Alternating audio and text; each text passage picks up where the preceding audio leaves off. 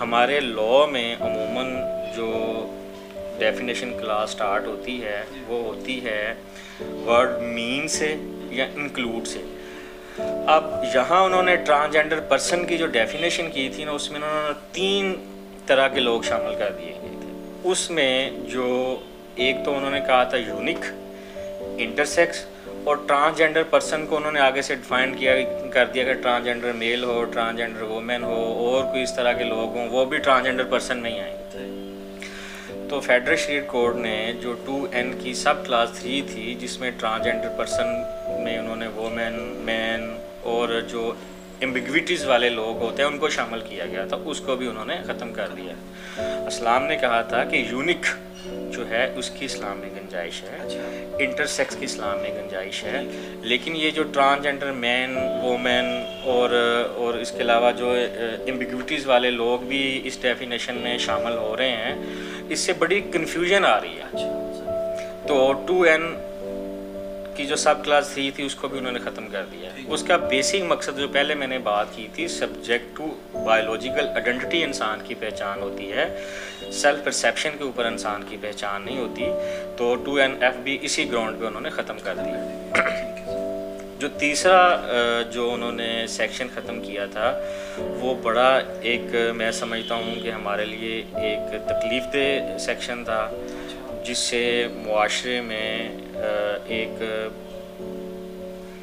Long debate शुरू हुई थी और आगे भी होती रहनी थी, और जिसमें लॉ की तमाम स्पिरिट ही ख़त्म हो जाती थी। ख़वातीन के लिए कुछ कवानीन हैं, मर्दों के लिए कुछ कवानीन हैं, जो कॉन्स्टिट्यूशन के फंडामेंटल राइट्स हैं, उसकी स्पिरिट ख़त्म हो जाती थी।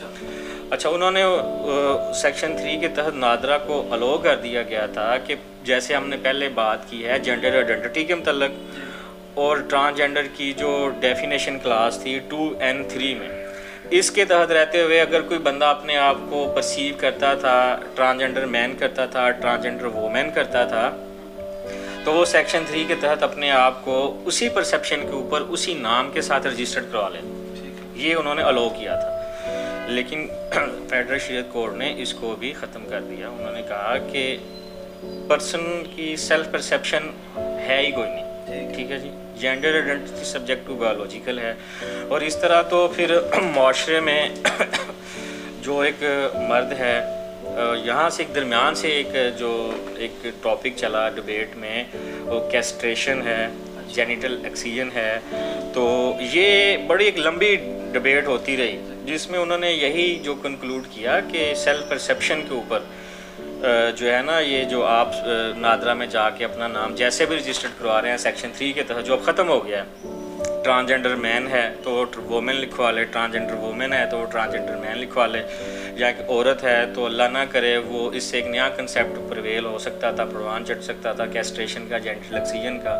तो उन्होंने कहा कि जेनिटल एक्सीजन की, कैस्ट्रेशन की इजाज़त तो है इस्लाम में, लेकिन ये इंतहाई सीवियर डिजीज़ में है, with the approval of medical board है, वो एक्सेप्शनल है। लेकिन उसमें भी अगर कोई अल्लाह ना करे किसी वुमेन के साथ या किसी मर्द के साथ कोई इस तरह जेनिटल एक्सीजन या कैस्ट्रेशन का कोई इशू होता है, तो उसमें उनकी आइडेंटिटी नहीं ख़त्म हो जाएगी, उसमें वो आपको ट्रांसजेंडर वुमेन या ट्रांसजेंडर मैन नहीं लिखवा लेंगे जाके। तो ये कंसेप्ट उसमें ये था कि जो मर्ज़ी इंसान आए, और अगर कैस्ट्रेशन का भी कोई मामला है या ख़ुद अपनी मर्ज़ी से जेनिटल एक्सीजन का कोई मामला है, तो वो जाके अपने आप को वो नाम लिखवा ले। या किसी मर्द का या औरत का अपने बारे में जो एक परसेप्शन हो गया कि मैं अब ट्रांसजेंडर वुमेन हो गई हूँ या ट्रांसजेंडर मैन हो गया हूँ, तो सेक्शन 3 के तहत जाए, नादरा को जाके बताए, नादरा उसका नाम और जेंडर ऐसे तब्दील कर दे तो फिर सॉरी जी, फिर वो आगे उसी तरह रजिस्टर्ड होगा, उसी तरह फिर उसके जो ट्रांसजेंडर मैन और वुमेन के राइट्स मिलेंगे। इससे फ़र्क क्या पड़ता था आप सब? इससे फ़र्क ये पड़ता था कि अगर एक बंदा है, हम इस्लामिक मुल्क में रहते हैं, हमारे मुल्क में गर्ल्स हॉस्टल हैं, गर्ल्स यूनिवर्सिटीज़ हैं, गर्ल्स जिम्स हैं, मर्द औरत के अलग अलग जो एक हमने डिस्टिंक्शन किया हुआ है। तो एक ट्रांसजेंडर जो एक मैन है, अगर वो ट्रांसजेंडर वुमेन लिखवा लेता है और वो जेल प्रिजन में जाता है और उसको कैद कर दिया जाता है जो वुमेन वाले सेल में, तो उससे जो था, फिज़िकल जो अब्यूज़ का ख़तरा हो था, सकता है, बिल्कुल आपकी समझ रहा हूँ। हीनियस ऑफेंसेस का ख़तरा था। इस तरह जो स्पिरिट ऑफ लॉज हैं जो ख़वातीन के लिए हैं, उनको उनके ओवर रूल होने का, उनका अफेक्ट सारा ख़त्म होने का एक बड़ा सीवियर डेंजर था। तो सेक्शन 3 को भी उन्होंने ख़त्म कर दिया गया है कि सेल्फ परसेप्शन जो है ये कोई चीज़ नहीं है। ये बात वही है कि ये इंसान की बायोलॉजिकल आइडेंटिटी होती है। जो मर्द पैदा होता है या औरत पैदा होती है, या जो बाय बर्थ वो इंटरसेक्स जिसे हम खुनसा कहते हैं वो पैदा होता है।